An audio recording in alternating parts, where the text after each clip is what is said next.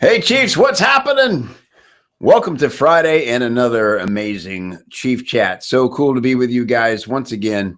Man, this is a hot one today. I've been loving these hot seats. I know you guys are too. And today we got a really cool one. Barry Moore, who is a marketing automation specialist, experienced marketer, total funnel badass. And like all of us, a little too close to his stuff to see the big picture, judging some of his hooks and stories a little too hard. And if you look at the thread, hey Barry, we've John Belkowitz in the house, Ross O'Loughlin, Gerald McDonald, what's up? Yeah, we're gonna have a great panel today, and man, jump over to this thread. Let me get you a link to it. And man, what a hot one already.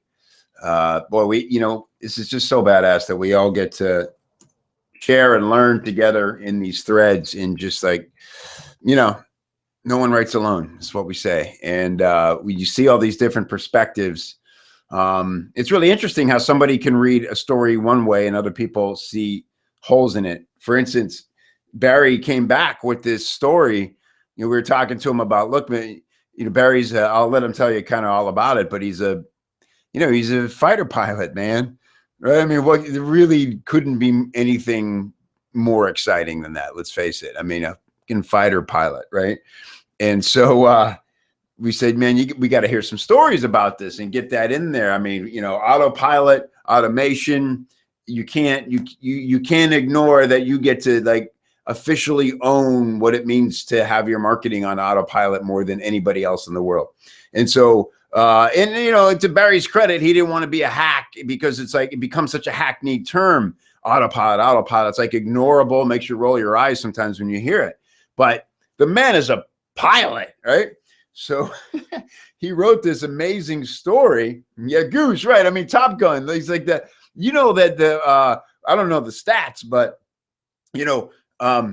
enrollment in the Air Force went up like a ridiculous percentage after Top Gun was released. It's something crazy because every guy in the world who saw that movie went, I want to ride motorcycles, fly jets, and be pursued by hot older women.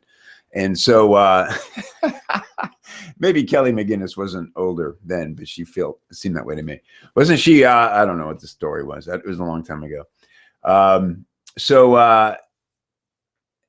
Yeah. So Barry, if that's half the story. Anyway, I read Barry's story. I was on the edge of my seat, like literally going, oh my God, like I could see you sitting there ready to take off, watching this plane, this jet spiral out of control, seeing the pilot eject and wondering where is this, jet going to land, and watching this mayhem unfold. And all of a sudden they're like, go, you're next.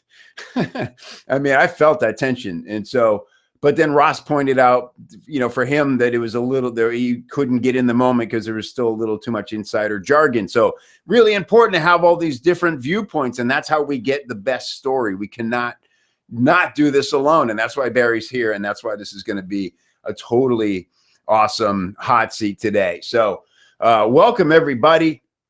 We got Belkowitz is in the house. Our man Mean Dean from Sedona is in the house. That doesn't go together at all. Mean Dean from Sedona. I bet there's not one mean person in Sedona. That's my faraway view of Sedona. Yeah, Vonnie, you will, brother. I think we all do, don't we? Whenever we get to watch these hot seats, man. All right, so real quickly, yeah, badass by proxy, exactly.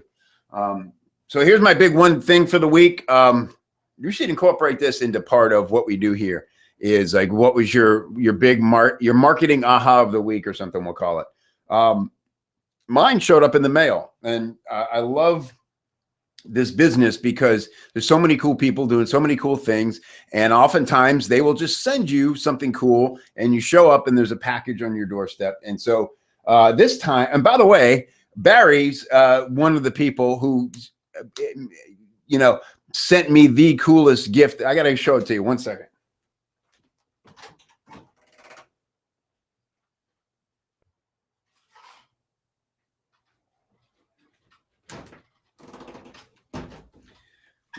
one day I show up and there's a big package at my doorstep, and it's from Australia, and I'm thinking, what could this be?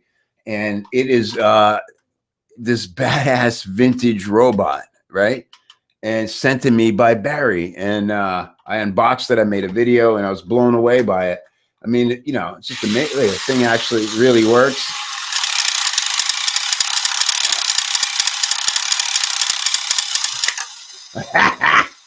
How cool is that, right? And so you want to talk about being, you know, instantly never forgettable. Send somebody a robot like that in the mail. And so, yeah, that was really cool of Barry. And so, so today, yesterday in the mail, or a couple days ago, comes this thing, the Classic Sales Letter. And I'd never heard of this guy or this thing, but essentially, it is him reading classic sales letters in MP3. And what I like about it is he kept it like totally simple, and he just, you know, reads the letter. It's probably like he probably got the idea from the Gary Halbert All-Star Audio series. But he just reads them really clean and straightforward. And so I've been driving around in my car for, you know, 2 or 3 days listening to classic sales letters. This guy just read these letters. And I tell you what is really interesting for me is like for me, it's a new way to kind of ingest great classic advertising. And I've seen it creeping into my writing already in little ways. Just kind of remind you of things I take away from the classics are clarity, man. They were always so clear on exactly why they wanted you to take the action. They were brilliant at reason why marketing, always explaining why the discount, you know.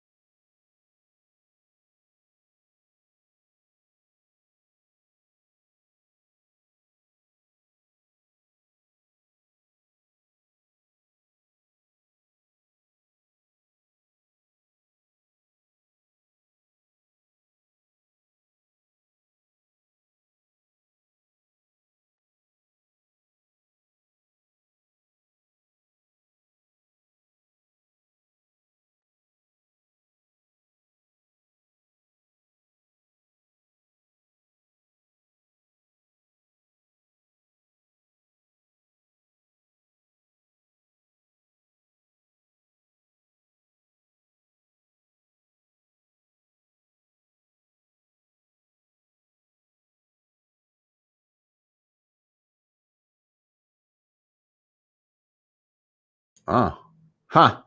Very strange. It just decided to mute me for no apparent reason. So sorry about that. Yeah, that's a translation. Wait, all right. So, and we're back. So I was talking to you about the silent movie era classic sales letters, and what's great about them. All right, that time I was joking. So anyway, yeah. So anyway, here's the deal on this. I can't recommend it, unfortunately, because I'm not exactly clear on the guy's offer. If you go to theclassicsalesletter.com, there's kind of a weird, it's just a sales letter, and it appears to be $59 for 12 months. And I guess he sends you a few every month. And I'm not saying it's not worth that, but I don't know. I think I'm going to reach out to the guy, and I'm kind of interested about, maybe it's just like he's just introducing the offer. And it seems a little pricey to me just to have someone read sales letters, but I think it's a badass thing. And I appreciate that he sent them to me, and I would recommend it. I think if it was a little more, you know, compared to like Mike Showers doing with the, you know, swiped.co totally for free. It just feels, I don't know, out of whack. So, but you could do is like, it made me think, how cool would it be to read classic sales letters, just record yourself reading them, and then you could listen back to that later and have it, embedded into your subconscious with the same effect. So just another way to ingest brilliant marketing. It's always good to revisit the classics as much as we focus on all the cool stuff that's working today. So that was my kind of big marketing aha of the week, was audio editions of classic sales letters. So, all right, cool. Did you really, John? Yeah, started actually recording yourself reading them. Yeah. I think it's a brilliant thing, because you're forced to pay it. It's like hand copying, because you're forced to pay attention to it as you're reading it, and then you have it forever. And I think there's something also about your own voice speaking to your subconscious rather than another voice, right? By the way, I've been reading a book. Here's the secret weapon, called Feeling is the Secret. Anybody heard of this book? Feeling is the Secret by Neville Goddard. And it's all about how to instruct your subconscious, about, the role of the conscious and the subconscious, and how powerful it really is to instruct your subconscious. And I'll tell you that this book came from, I was speaking to a fellow copywriter who has a relationship with the one and only Gary Bencivenga, and Gary, privately recommended that book to her. And so I immediately bought it on, a Kindle and audio. It's like $1.71 on Audible, by the way. And I've just been listening to it, and it really makes you conscious. Like when especially, and I've heard Gary talk about this quite a bit, like, telling your subconscious what you need from it right before you drift off to sleep. Sort of be like repeating the mantras of, I'm successful, like really, describing the life that you live, and it's really the life you want to live. But if you tell your subconscious this is reality, it kind of has no choice but to make it reality. And, it goes back to The Secret and Law of Attraction and things like that, are kind of the, filtered strangely sometimes version of this. In its raw form, I think is very powerful. And Gary would talk about, saying to his subconscious, hey, subconscious, I want to wake up tomorrow with the perfect headline for this ad I'm working on. And lo and behold, he'd wake up the next morning and there's the headline. So I think it's powerful stuff. And wouldn't that be something if that really just is the one major difference between highly successful people and people who just don't know that this is an option for them, to just give yourself better self-talk and instruct your subconscious to, manifest what it is you want from life. Yeah. Feeling is the Secret. Go get it. 99 cents on Kindle. I know. It's like, it's nothing. It's no investment whatsoever. Oh, cool. Barry does that. Okay. Barry does that for flying. Record yourself saying the steps of emergency procedures. Wow. Like an engine fire. And I listen to them, and oh, wow. So cool. Love that. All right. All right, this is going to be a hot one. Let's get into the hot seat here. Really excited about this one. You guys got the thread up. Everybody's knows what we're doing. Let's see who is on the panel today. Oh, yes, please, Melanie. I will invite you right now. Of course, my man, Dean. There, we got to have Barry. Mr. Belkowitz, of course. Raise your hand if you would like to be on the panel and you're not a regular panel member. I'm thrilled to bring you on, and I love bringing if we could bring a first timer on every time, I'd love it. Hey guys, hey Barry, how are you, brother? Good, man. Good to see you, Mr. Belkowitz, Mr. Edelson. Good to see you. Hey. Okay. Oh, Gerald's coming on today. Super cool. There's Melanie. Hey, Melanie. Hey, how are you? Hey, you. Good.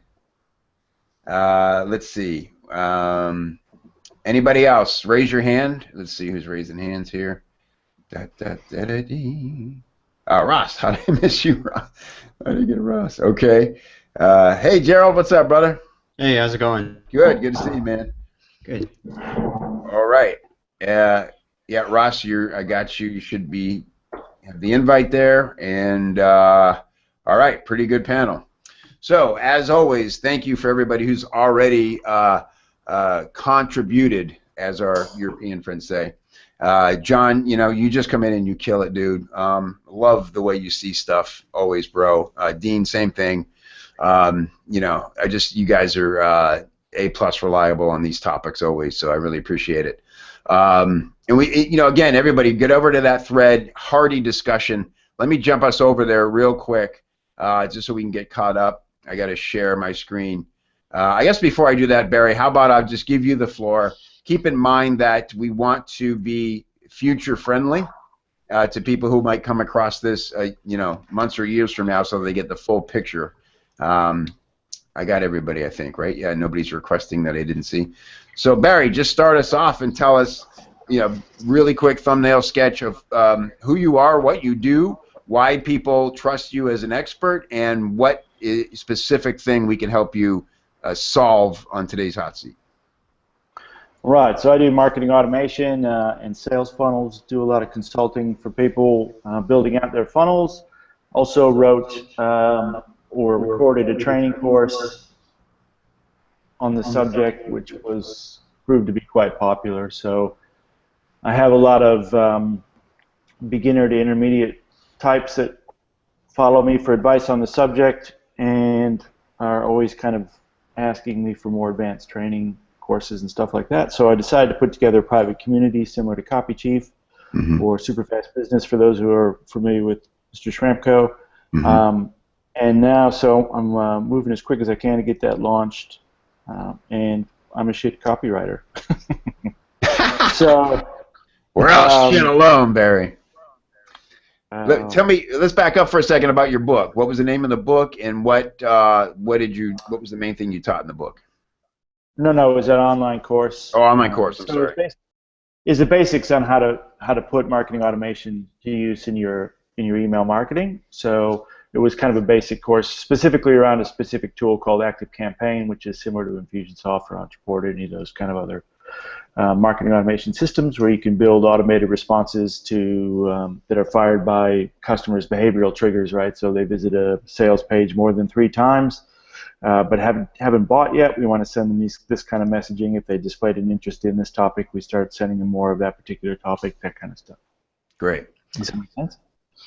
Excellent. And so, like you say, you've become an authority on this topic. People follow you. How do you primarily make your money now? Are you serving clients and as a service?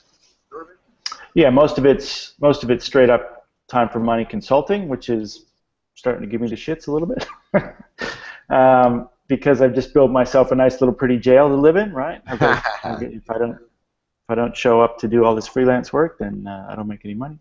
A little bit of affiliate income, a little bit of money from the course, but I kind of want to flip that so I can get some more, obviously, monthly recurring revenue. And that's the part I really like. I actually really enjoy the teaching part of it more than anything else, telling people how to do this, getting the light bulb to come on for them, because a lot of people seem to be intimidated by this because it's seemingly complex on the surface. It can be complex.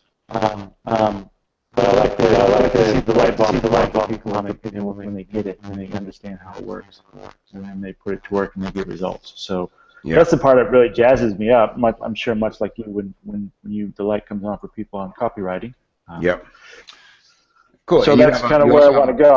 I want that community to be the mainstay, and then only have a smaller number of really kind of velvet rope high ticket clients that I do the funnel stuff for. Yeah. Okay. And one important thing I'd like to touch on before we dive into the thread and the sales copy is, since because you're creating a membership, like you said, sort of like CopyChief, and this is great because last week we kind of had the same premise, but in a very different market. It was roofing contractors for Scott Dennison. Same thing. I'm trying to get on Facebook. I want to get in. I'm in your group here, and come on, Facebook. Wow, I'm really running slow today. Automation Nation, yeah, is the group. That's the one. Yep. Alrighty. So you've got 1,880 members in there, so that's one thing I'll just add to the discussion right up front is you've got a proven model here of leading a community on this topic, and so are you getting folks in this group getting results? Are they taking your advice, implementing, and coming back with the big fat juicy victories, or at least some victories, those kinds of things that you can point to in the marketing? They're getting results. A lot of them are. That group seems to be more. Well, first of all, that group was my minimum viable product, right? To make sure that I actually do enjoy leading the tribe, and right. I don't want to build this tribe and then just decide that I hate the process. So I put that group together to test my own thinking on whether I enjoy leading the tribe, which I do. But most people in that group aren't coming back and posting results. But a lot of that is kind of conceptual questions, like what's the best way to do this, right? And you go, oh, well, you want to do blah, blah, blah, blah, blah. Or they're saying, I'm having a specific problem with, this doesn't work, or how do I get around this? So it's a lot of problem solving or conceptual stuff rather than, hey, people coming back and going, hey, I got 500 more opt-ins this week than I did last week. Yeah. Or whatever. Okay. There's a Mandarius. There's a lot of people. There's a lot of little snippets, and I pulled some out yesterday. There's a lot of little snippets in there. People going, wow, what a great group. You've already solved 2 of my problems, and I've only been here for an hour. You know what I mean? That kind of stuff. Yeah. Okay, great.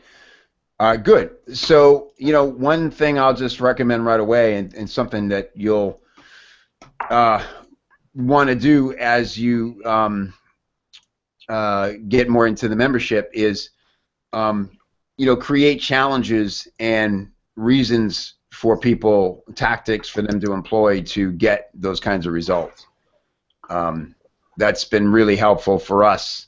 That's one thing I'm definitely going to start focus on doing more of in Copy Chief. Like the poser video is a cool one. Put up the challenge. Wardy's the first person I think to implement hers already as a Facebook ad and be able to report back some results. But we've got 12 people who entered the contest, and several of them had probably never made a video ever, or certainly made a video like this, and it's just like amazing to see the progress. And so if you can get people, they love the accountability, they love having support of other people, even if it's a competition, it's still like a friendly thing. I always emphasize that there's no way to lose if you enter a challenge like this or a contest like this, right? Because you're doing the thing, it's immersive learning, you're going to learn a ton by doing it, you're going to learn a ton from the other people doing it along with you. Okay, cool. Cesari's offering to come on. So I'm going to just invite you, Cesari. Yeah, I totally get it. I actually posted a challenge in Tramco's community in December. Okay, cool. How did that go? It was completely unrelated to marketing automation, but people went bananas for it. Like, there's just tons of engagement and stuff like that. So, duh. I know, it's one of those things. Put a shit in my own community, right? Well, it's totally obvious when you do it, but yeah, it's believe me, it took me a long time to figure out all the different ways I could increase engagement. It's something Ross and I are constantly pondering and testing and doing. So yeah, definitely do that, because you want, it always comes back to the money, right? If you can show that somebody got a really positive result that clearly is going to lead to more money in their account, then that's really ultimately the best testimonial you can get. So, okay, cool. So great to have everybody here. I kind of kicked us off, I suppose, and I'm going to go to John. And John, talk to us about. Oh, sorry, I totally lost. Here we go. The Hangout. Yeah, what you first saw.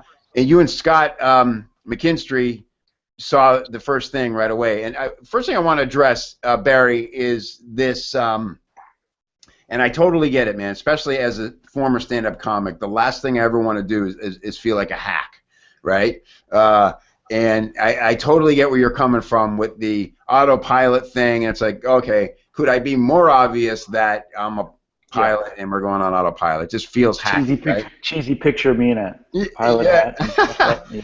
I know, but you know what? At the same time, every time I give in to something like that, and get a little past the discomfort. I'll give you like 60-second sales hook was one of those things. I just felt like, oh God, if it feels hypey, it feels, you know, and I was like holding back that title for that reason. And I let it go, and it was like, oh my, you know, it was a revelation. And so I just think you get to own that title now, right? And another thing is, like, when I first, before I even called it 60-second sales hook, I used to call it the KLT formula, because it was like how to establish know, like, and trust, right? And the funny thing that happened was people started attributing like anything related to KLT or know, like, and trust to me. Like, I was the guy who, they knew I didn't invent it, but I was the guy talking about it. So I was like, well, you know, Kevin Rogers talks about know, like, and trust. And I was like, wow, I get to be that guy just because I decided to talk about it, right? So you like, who else in the world should be the autopilot guy than the friggin' pilot, you know? And so yeah, I was just thinking I can even use that to the cheesy people who are using it that way. I can actually just punch them in the nose. Like, how the fuck would you know how an autopilot works? well, that's the thing. Like, and You know what I mean? what I love you said in your story is like, I've literally had my life depend on it. If I don't program it correctly, if I don't recognize when it's not doing its job, I'm literally dead, right? I mean, you know, no one else can say that. So John, let's have John Belkowitz come on. He had some great thoughts on that, and tell us what you're thinking, John. Yeah. So first thing that jumped out for me was just the I hate to use the word flatness of the copy, but kind of flatness of the copy, right? So the non-specificity of some of the terms, kind of this whole feeling that, like, well, maybe anybody could kind of say this. And so when I'm reading the piece, I'm looking for that sort of point of purchase, not a call to action point of purchase, but that point of purchase for my interest to kind of hold me there. And I thought 100% it's in the fighter pilot angle. There's a number of things, but just the fact that you're a former Marine fighter pilot, you know, I think you could use that, and obviously you've done so with some of your follow-up stuff in that thread, to really tell a story around this frustration around your solution that nobody else is telling, in super specifically to the Marine angle. I think this, like, automatic credibility and trust. I mean, I know the one person in my life I can trust more than anybody is a Marine.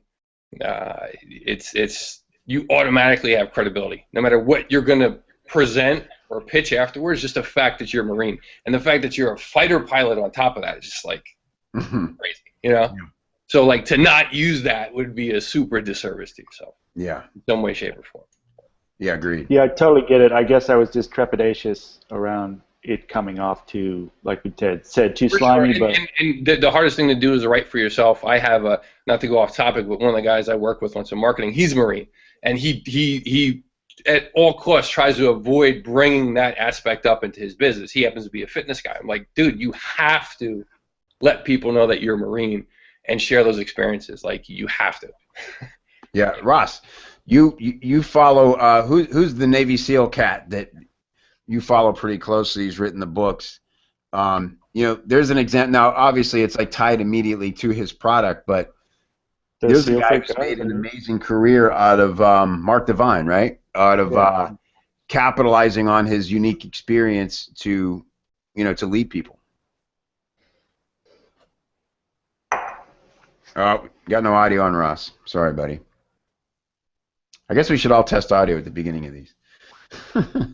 Oh, he'll be back. All right. So Mark Divine is the guy, and you know, again, his stuff is immediately tied to it. He brings people on like Warrior Weekends and stuff like that. But to John's point, I think, and the other thing I loved was who had the, I think it was Scott, the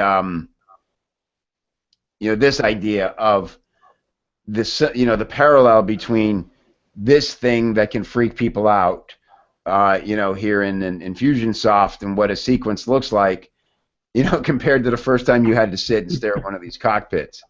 Yeah, totally that's cool. That's really cool. What are you thinking about stuff you said some ideas came to mind, Barry? No, there's tons of parallels to be drawn there, and you know, that got my wheels spinning at 1,000,000 miles an hour. Like, oh, there's all these stories in my my back catalog that I could easily tie in.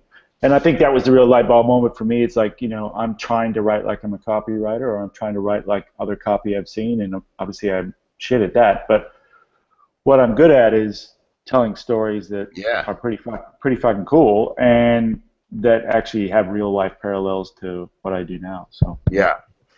That's well, you know, that's the thing, man, is like, why write like anything else you've seen? Because what you do is not like, you know, you don't want it to be like, oh, then they have to choose between the other stuff they've heard it sound like, right? If you're coming out of sort of left field and credentializing yourself in a way that nobody else can, that's the power. So, and you're right, dude. I mean, your story was really well written. I was on the edge of my seat. And let me go back to Ross now. We should have some audio. Can you hear me now? Yep, we got you, buddy. Okay.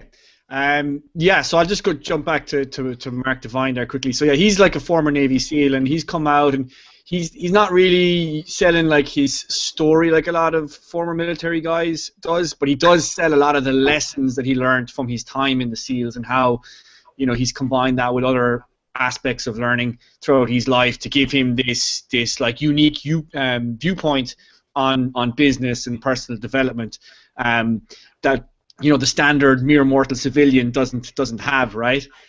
Because, you know, people in the military, especially when you're like an elite level operator or whatnot, like if you find a plane, or you're in the special forces, like a guy on the ground, like people hold you in a lot of high regard because like you've made the cut, right? Like you were one of the people that were good enough to get to that position, and so, you know, everyone is like automatically looking up to those people with kind of a hero status. So definitely taking advantage of that, or, you know, looking at how someone would perceive a you know, a fighter pilot and the obvious advantages that they would have to something like marketing automation would be a huge benefit.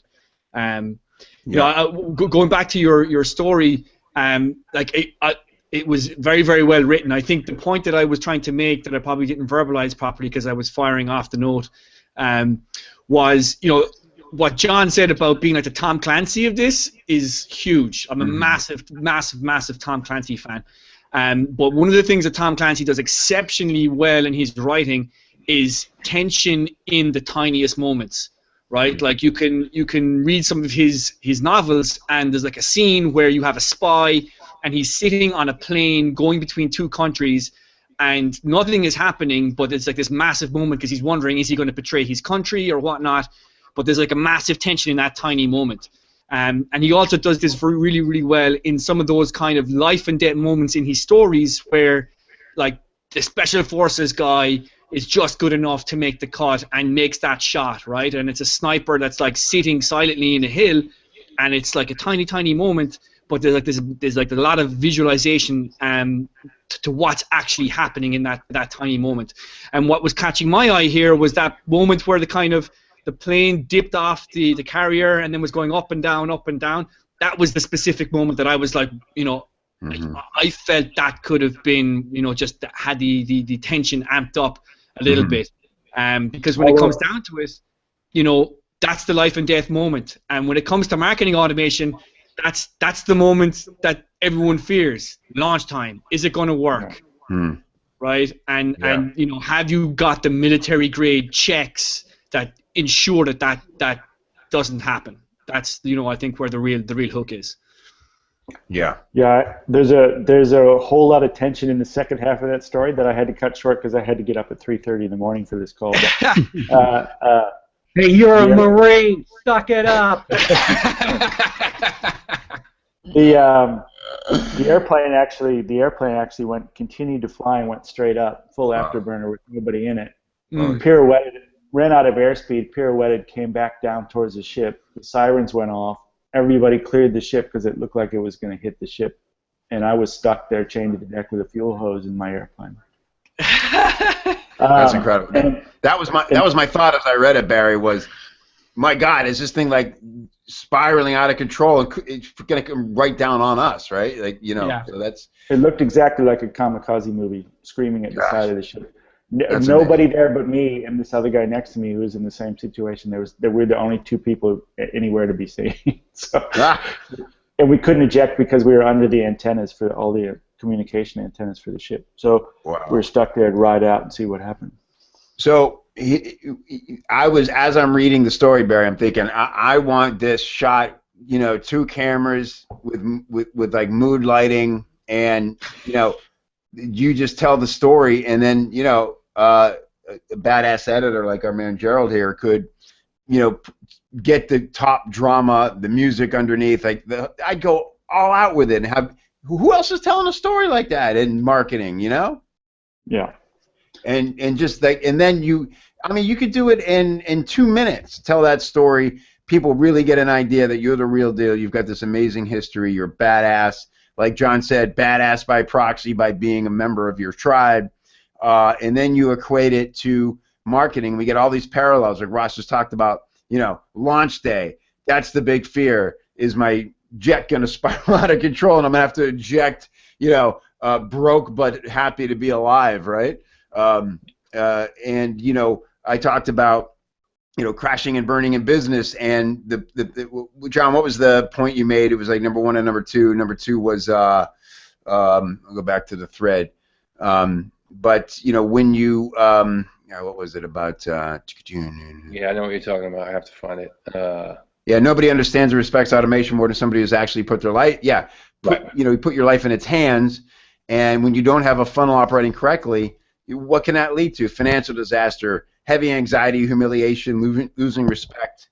You know, all those hot button emotions that we know are you know, really effective in emotional copywriting. So, yeah, really exciting stuff, dude. I'd love to see that video. All right, who's up here? I'll let you guys start raising hands. Cesare, can't see your hand, so I'm just going to go to you, buddy, because you wanted to come on, and it's your first time, so I'd love to hear a little bit from you, and welcome. Hello, can anyone hear me? We got you, brother. That's great. I remember the first 60-second hook with Barry, and like immediately my childhood flashed through my eyes because I've always wanted to be a fighter pilot. So I'm sure there are a lot of people out there who are like very excited about the fighter pilot aspect, and that's definitely going to get attention. I kind of like do lots of technical stuff. I was a software developer, and I've seen how building marketing funnels works with all kinds of like software.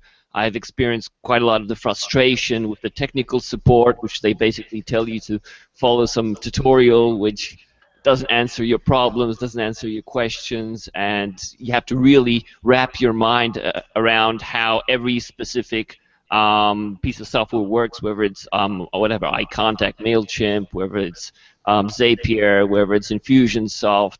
Like, you really have to kind of like wrap your mind around it before you actually, it stops being an obstacle, and then you can focus on actually working on business. So I understand kind of the frustrations, I understand the technology, I understand how to like build kind of like a business. So what I can do here is I can like bring the perspective of kind of like the savvy user, which is like someone like you, that I'm definitely not your client. Like, you know, if I need to hack some of the Infusionsoft, whatever it's pages or sources, I can like probably do that in a few minutes. So I'm not the right person to be sold to, but I understand the frustration of trying to share your knowledge, your expertise with people who need that expertise. You're the technical guy. You have the discipline. You have the know-how, and it's difficult for you to understand someone who doesn't have that. So ideally, it's best if you find some kind of like representative of the client to keep you in check, because like your mind is going to constantly float into the area of solutions, like how to do this, how to get that done. The person with those problems isn't thinking about that. They're thinking about their feeling in the moment of having that problem. So it's best if you think about your perfect client in their ideal moment, where they are exactly emotionally in that place where they are like they're in the place where they exactly need your guidance. Now, if you're the guide, you may not understand what it's like to be them. Well, what do you say to that, Barry? Because you've been running a Facebook group here and pretty much dealing in the trenches with people in that situation. No, I totally understand what it's like to be them. I'm not that far removed. And And can you bring up that picture of the cockpit from the thread again? Mm-hmm. I'm not that far removed from the beginner that I don't understand or I can't communicate with them, because I do that very frequently inside the Facebook group.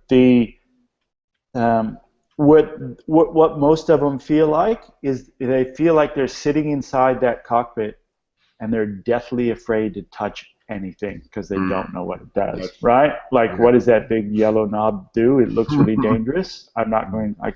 They just sit there and they go, I don't want to touch anything, right?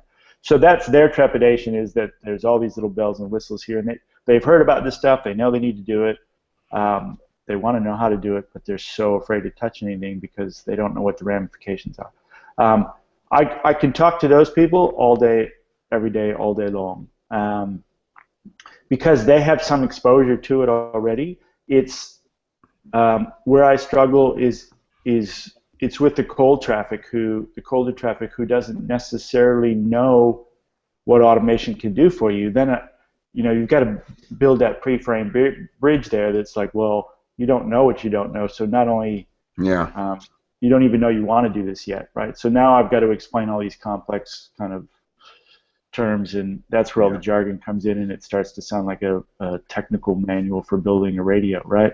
Well, what would you say, Barry? What would you say is the requirement for somebody to get value out of this this group you're creating? Because when I was creating Copy Chief, I had some very well-known people tell me, do not use that name. You're going to alienate people. People don't even like the word copy. They don't know what it is.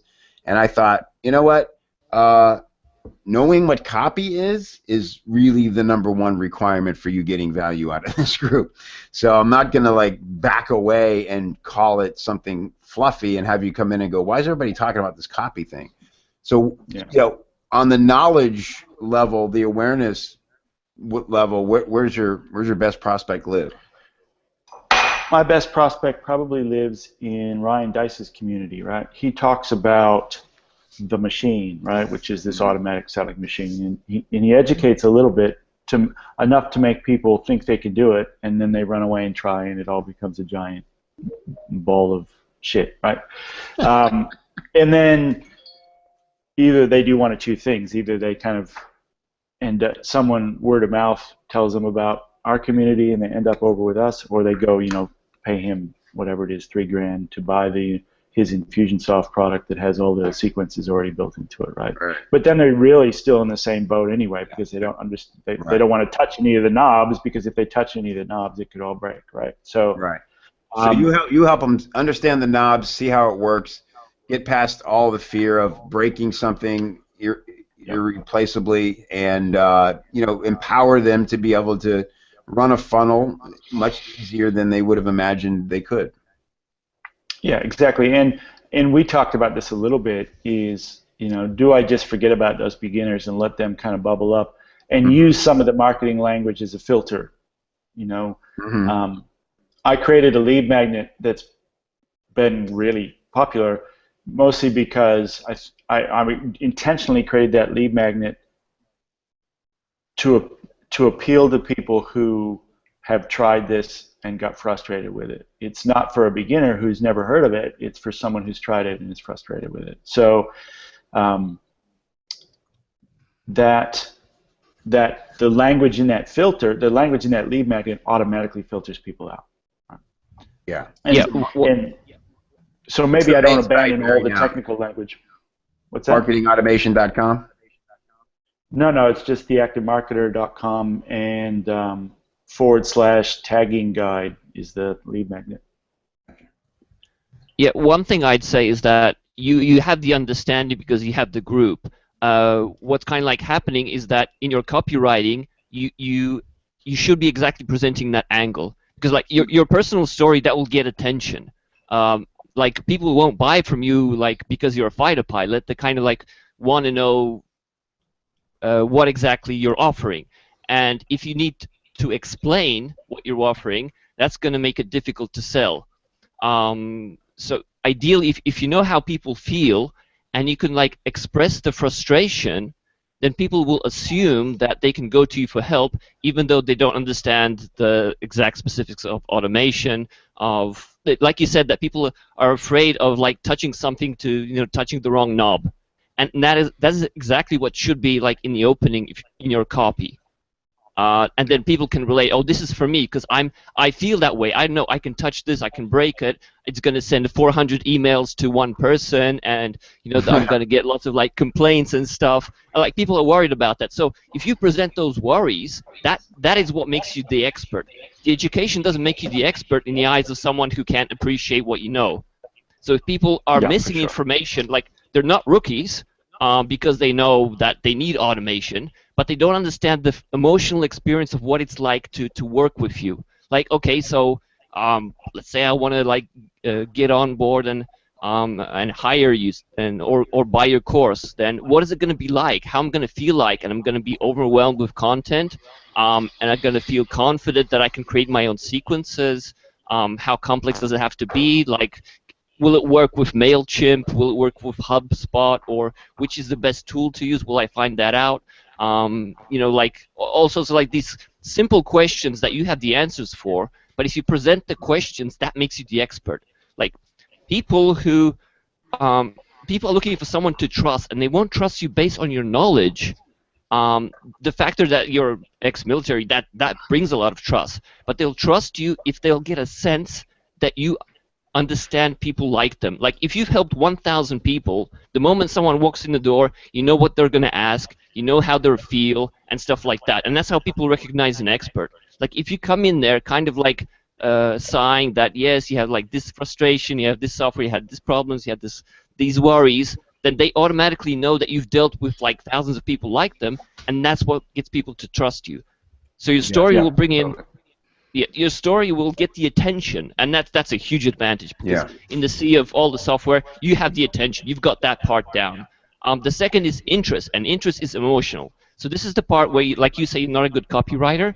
If you focus just on the emotions, like stop yourself for a moment. Stop yourself from using words like automation marketing. It's a good qualifier for because you don't want to go after the rookies. Right, because there's like too much work to do this. You're not going to get the results. You're not going to get the testimonials or test cases from rookies. So you need a certain level of savvy. So you need to filter. But for a moment, remove all the technical terms like automation. Like express automation as a feeling. Like, is it the freedom? Is it more time to do stuff that matters in the business? Is it the ease, that it's so easy that now you can make really complex funnels and squeeze out every single dollar out of a given market? Like you have to explain what automation feels like. And if you explain that accurately, people will be immediately interested without you having to explain all the terms, all the options and stuff like that. Good. I like that, Cesare. Thank you. That's a really good point. And I got a headline just off the top of my head here for you, Barry. How to start touching your knobs and feel good about it. I had another information product about that, but it did fail terribly. Whole different industry. All right, let's go to Melanie. Melanie Saladino has some good stuff for us as always. Let's hear from Mel. You're on mute, honey. Okay. There you go. Boom. Okay, can you hear me? Hey, we hear you. Okay. Do you want to hear my story about the time the plane almost crashed? Oh, sure. I know you've already heard this story, but I only have one plane almost crashing story. I've got it. Okay. Okay, so I'm on my way back from AWAI boot camp, because of course this is a copywriting story too. And I have my book, and there's a pretty blonde next to me, and like there's a whole thing, right? Okay, so then you hear kaboom, and then the plane starts to shake, and then we start losing altitude. And then the stewardess gets our the flight attendant gets on the call, and she says terrible things like, we have no idea what's going on. If you could all please remain in your seats, we will get to you eventually. It was the worst customer service message ever. And then the pilot got on later, much later, which was really upsetting because now the blonde next to me is hyperventilating, and like the chubby guy over on the side's freaking out. And anyways, so he gets on and he says, "Hi, I am the pilot. I don't know what's happening, but here's what I've already done. I called the right people. I arranged for emergency landing. Here's what I would like you to do. Everything is going to be fine because we are going to follow the plan. And that was great. And of course, nobody died, and they got us a new plane, and everything was fine. But the thing was that him being steady in the face of all of what seemed to me to be danger made it so that I was able to more confidently take the next action steps.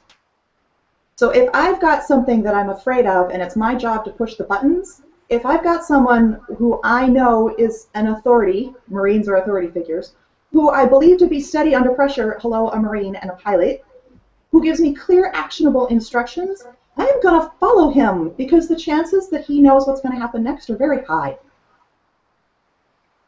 Great. Yeah. And so a great point there. And Barry, we talked about your great story.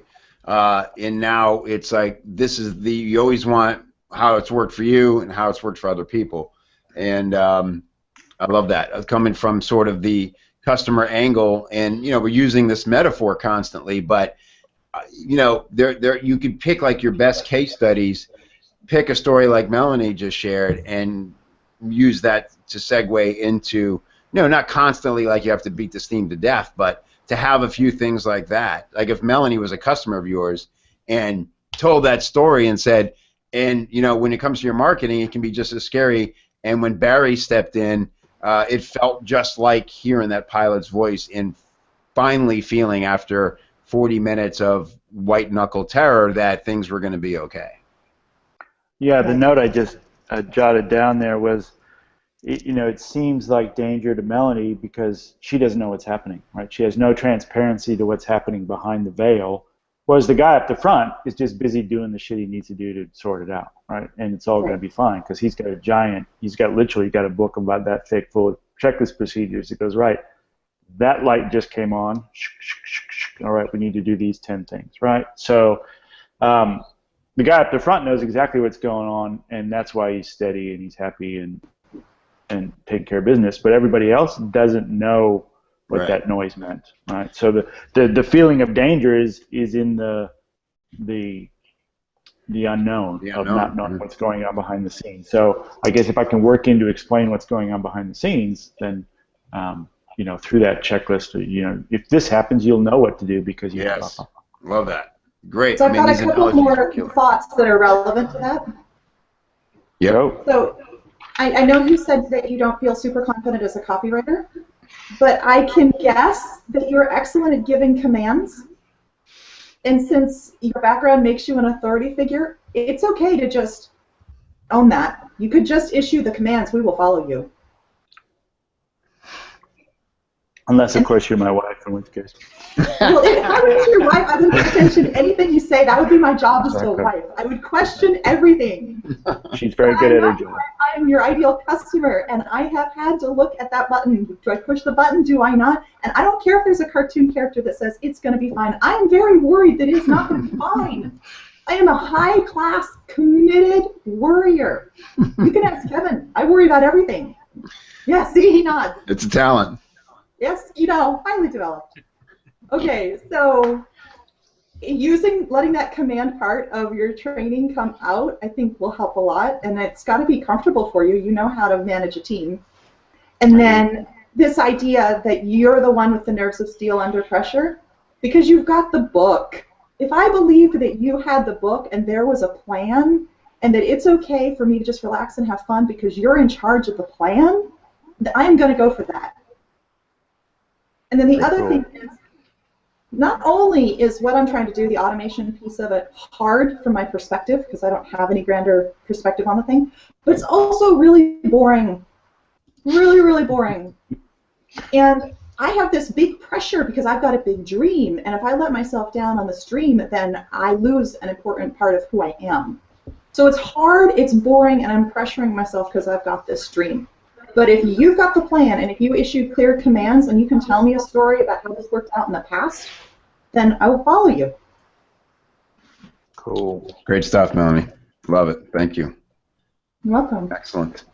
Thanks, Melanie. Cool. Ross, like your picture here, do you want to expound on this? Yeah, that's just, it's funny because you're a Marine pilot, right? So you get both the benefits of badass Marines plus, jet fighter pilot. But yeah, that's just the kind of expanding more on what Melanie was saying, right? That people want to be led, and people want to be whipped into shape. People want to be told what to do, and people want to know what to be told to do that's best for them, which is essentially what drill sergeants are doing, right? They're getting you ready for the adventure or the traumatic experiences that you're going to be going through in future.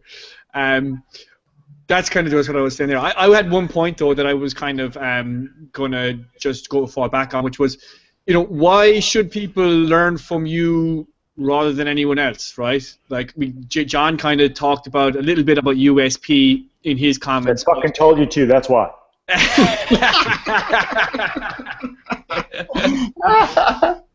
Which could work, right? But like it just in terms of like if you were to explain like why you versus the competition, if you could kind of just give the old thumbnail of what that is, what would it be? And I live in a little corner where I can bring out all those stories, and there's, like we said, there's nobody who's going to come back with a better fighter crashing into the sea off on aircraft carrier story. Like, I don't even think Frank Kern or Dean Jackson has one of those stories to pull out, Yeah, but I think what Ross is asking directly, like beyond the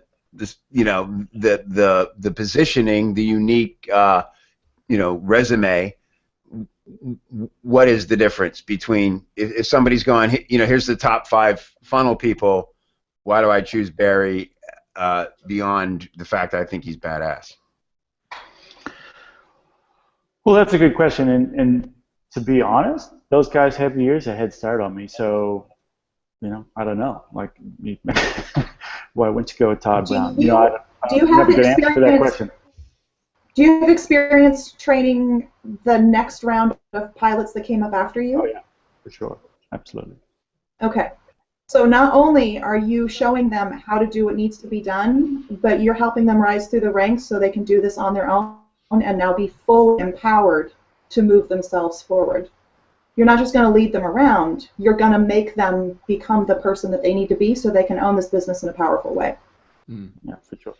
Yeah, and also that's one thing, right? Like the note I have here is like military grade, right? And that's kind of what a lot of people don't have.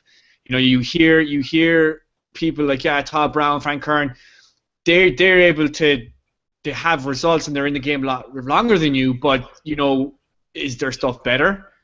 I don't know, right? But what is it about your offering that makes it unique, right? Like, do you have a unique process, a unique number of checks that you do?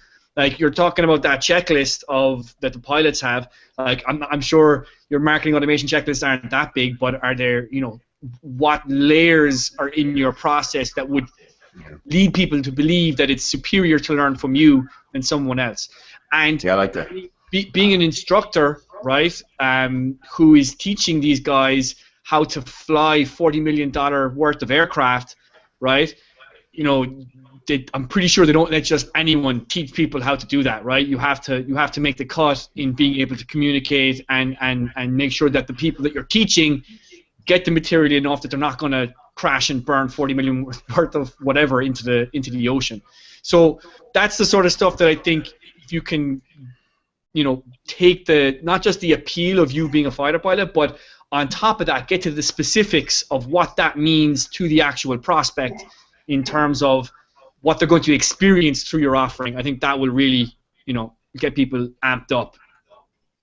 That's a great point. And, here's the thing, Barry, sometimes that's enough. A fighter pilot turned automation specialist is much more than I know about Todd Brown or these other cats when it comes to why I should listen to them aside of other people endorsing their stuff. And so a lot of times it does just come down, if people go, I don't know what the difference is, I'm not even like savvy enough on this topic. If you gave me 5 points that I was supposed to understand would make it better, I still couldn't decide. So I'm going to go with the guy with the best story or the person who, I've created a dynamic personality around what they do. And like Ross said, I think it's a great idea. It's like people love checklists, I'll tell you that. It's probably the next test we're going to do as a funnel ourselves is, you know, the sales letter checklist. People love just, they feel good about having it, and I think that's a really good one that Ross said, that, you know, you could have like a checklist that people could see and download and have, but you know, and I know most people aren't going to know what to do with it or be in a position to use it effectively. But if you say, and by the way, I have, you know, checklists 5 times this long that are happening behind the scenes in the systems I create or help you set up, that they're going, wow, there's a really good chance that nothing's going to break in that case, right? Yeah, I think the gold is maybe in the safety factor or the feel-good factor that conveys to somebody that they're actually doing it right. Yeah. Like, for example, on a commercial flight, for example, you know, it's not like there's just one checklist. There's a pre-start checklist, and there's an after-start checklist. There's a taxi checklist. There's a takeoff checklist. There's a transition checklist. There's an approach checklist. There's a landing checklist. There's an after-landing checklist. And you run through those. Like, I've got thousands and thousands and thousands of hours of flying time. I don't skip any of those checklists anytime. I don't, it's Friday and I've got 10,000 hours of flying time. I can skip the landing checklist. You know, that doesn't. Yeah, just tell me then, tell that story, and then you're telling me that this is exactly the same way that I do marketing automation, and I teach people to do marketing automation, and I'm like, boom, I'm in. Yeah. Right? I don't care what Frank Kern does. All I need to know is that what reliability you're bringing to me, and I'm like, boom, you know, I'm in. I agree. I it's huge. I think that really is like the hook we're uncovering here, is that you know, between Melanie's story and what Ross is saying now, and your story about, and you said you were talking about listening to audio of sales letters, and you're like, yeah, that's what I do with checklists. I listen back to them, like how to put out a fire. It's just so it's got to be there. There's no time to, not always time to flip through the manual, right? Especially in a fighter jet. So. And call it out, because like, just some people might think, yeah, you know, a million checklists doesn't really sound that sexy. And it's like, yeah, but you know, it's what get results, and that'll do a big number as well on filtering out those people that are just looking for that magic bullet, right? Yeah. Like you're looking. I'm sure. Doesn't sound sexy till the engine catches fire. Then it's pretty fucking sexy. Exactly right. So you've also, Barry, what you can do is that, you know, the word autopilot. We talked about it. Well, if you're a fighter pilot really turned marketing autopilot, now you've turned a process into an identity and a noun. And now you're owning it in a totally autopilot in a totally different way. And you're applying the skills that you have that Melanie talked about and Ross talked about to this is who you are, and now you can own it as who you are. Yeah. Yeah, I agree 100%. I think you just, instead of like shying away because it's hackneyed and people have said it a million times, I'd go the other way, dude, and like hammer it, own it. Find the tagline, the way to describe it that you're comfortable with. Get past the weirdness of saying it and feeling a little bit like a hack, and just like sell the hell out of it, dude, because it's proven as a term and a thing that people respond to.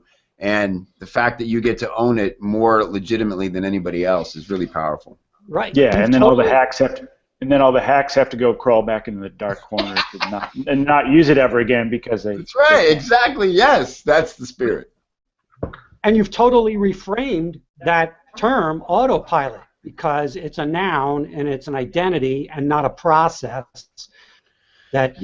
You know, that something that you're doing. It's who you are. You know, if you want to take that angle, it incorporates the common enemy, and the reason why you're so passionate about this is because people have been throwing around terms like autopilot, and to the point where nobody even knows what it means anymore, and it's become illegitimate when it's really, it still is the thing that allows you to grow a business while you sleep, but you know, nobody even knows what the hell that means anymore. So I want to get to Gerald. I'm sorry. Go ahead, Barry. I said I've been writing all these frameworks for the community to put in. You know, this is your lead gen framework. This is your webinar framework. Blah blah blah. But I've been looking for an overarching theme that ties them all together as a product. You know what I mean? Like, you know, Schramko always says, you know, come up with your own name and your own framework for everything, right? So I just haven't found that overarching theme. But I guess if that's it, you know, marketing autopilot, and here's your your lead gen funnel checklist. Here's your webinar funnel framework and checklist. Here's your post-purchase sequence webinar and check framework and checklist. The autopilot marketing autopilot framework, whatever. Yes. Are you Barry? Are you familiar with Dan Meredith and Gary Vaynerchuk? Have you heard those names? I know Gary Vee. I don't know Dan Meredith stuff very much. Okay, so I'm listening to you, and Dan Meredith shot up like a rocket or an F-4 fighter plane. Or, I don't even know if I used the right letters and numbers together. It's an old one, but it's a real one. Good. At least I wouldn't fly it, but it exists. I'm in the sky somewhere. So the way you speak, the way you come off, you have a very, very strong, definitive presence. And it started with you putting a piece of copy on there that you wanted all of us to take a look at, and then you got spanked a little bit, and you came out with this great story because you weren't thinking about getting it right. You were just telling a story. And my feeling is I might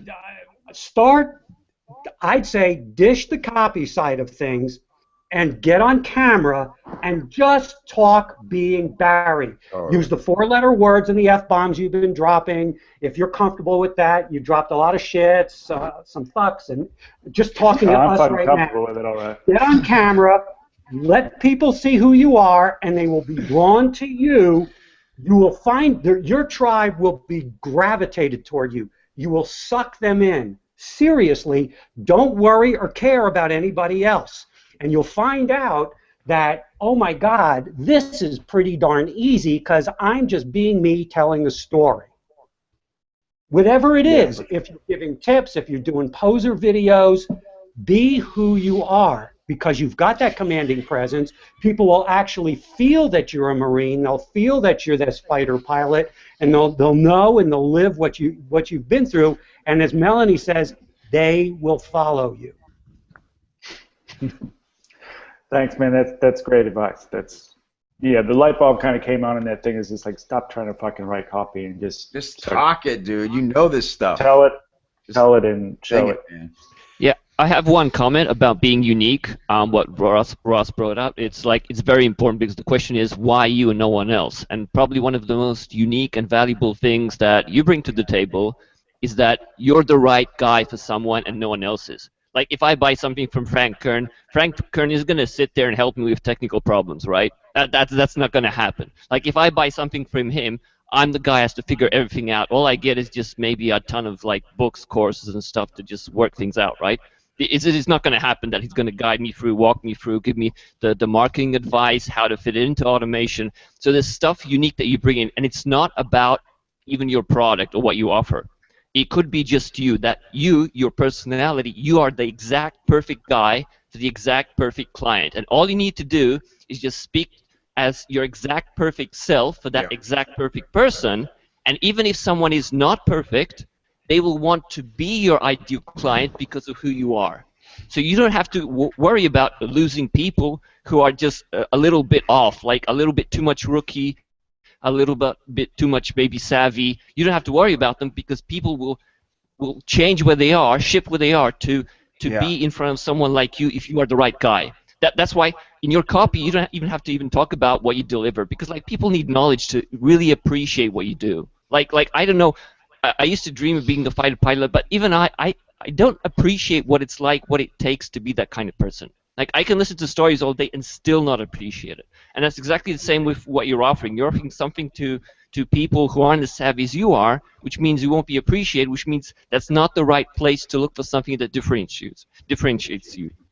Yeah.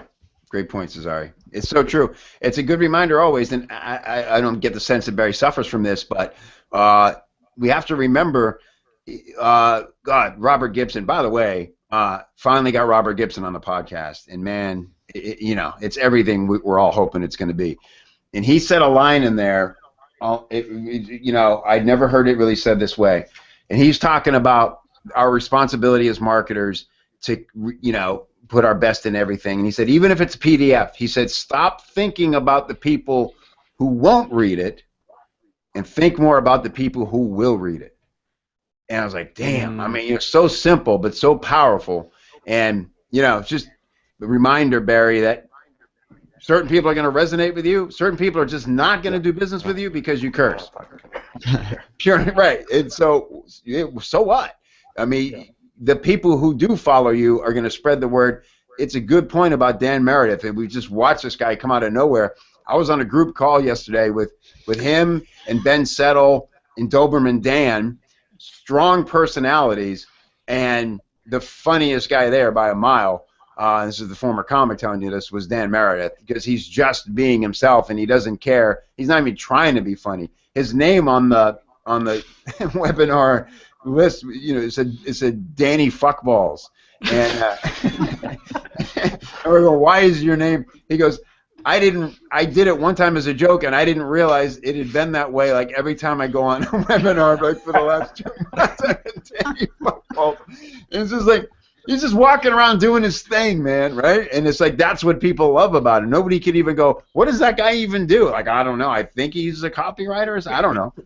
So, like Dean's, a backup Dean with 100%, like, just go all the way being yourself, man. Cool, man. Okay, let's wrap up here. It's been a long, hearty one. I want to acknowledge Gerald because I couldn't see you, so I wasn't sure. But I know you came on specifically. You had some stuff, and we covered a lot of ground, so we might have stole your thunder. But have at it, Gerald. Thanks. No, most of what I'm going to say is going to be wrapping up and just kind of jumping off of what everyone else said, because there's a ton of valuable insights offered. To kind of jump off of what Cesare was saying, I think that kind of unique, you've got this unique personality and history that, I agree with what everyone was saying before. Like, you really got to just dive into that. And a lot like how you talked, Kevin, about how there was a time where you were kind of like playing down the fact that you used to be a stand-up comedian, because it's like, well, does that really... Well, it was costing me jobs in the real world. So exactly. Yeah. Exactly. But here it's the exact opposite, where, you went from owning KLT to then owning the 60-second sales hook, and that's really, like, that lead magnet, if you go through it, is really all about how your unique story is relatable to a joke formula.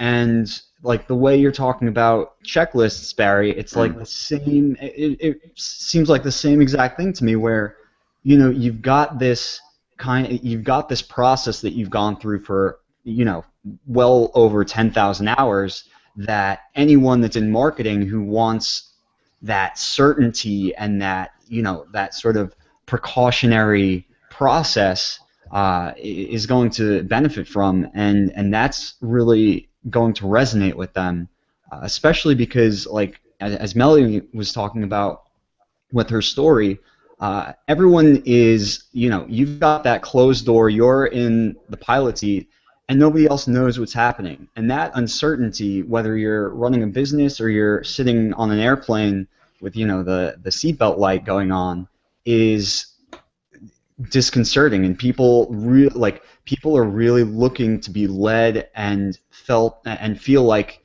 things are okay, and be assured that that uncertainty isn't going to take them over, and nothing's going to happen. And like everyone was saying, who better than a pilot to say, no, I fucking got this. We're not gonna crash. Shit's not gonna hit the fan.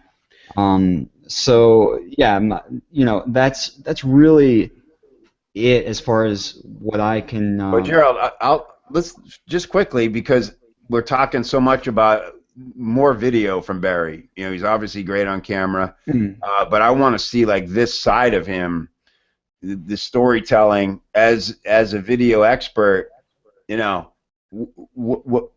How deep would you go into, like, on location, ton of B-roll stuff, or like sitting down in the studio? Like what how would you balance the message between? Sure.